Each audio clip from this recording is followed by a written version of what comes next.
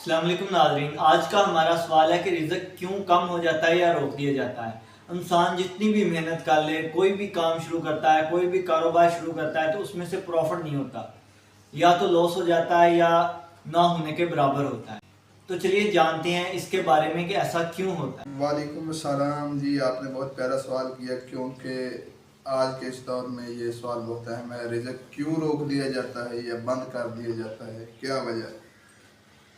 تماشا دیکھو یہ زندگی کا، نہ روح اپنی نہ ذات اپنی۔ تماشا دیکھو یہ زندگی کا، نہ روح اپنی نہ ذات اپنی، عجب سا ہے یہ مقابلہ، نہ جیت اپنی نہ ہار اپنی۔ جی ناظرین، آپ کو میں یہ بتاتا ہوں کہ رزق کیوں روک دیا جاتا ہے یا بند کر دیا جاتا ہے۔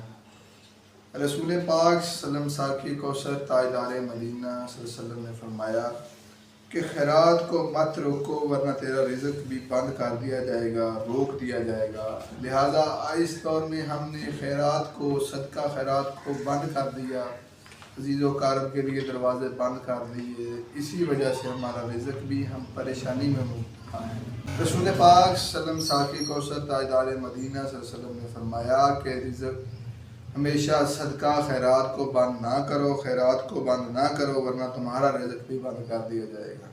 اسی لیے اس دور میں ہم پریشان ہیں، لہذا اپنے خیرات کو اوپن کیجئے، رشتہ داروں کے لیے دروازے کھولیے، مل جل کے کھائیے، لہذا اللہ تعالیٰ رزق کو کھول دے گا۔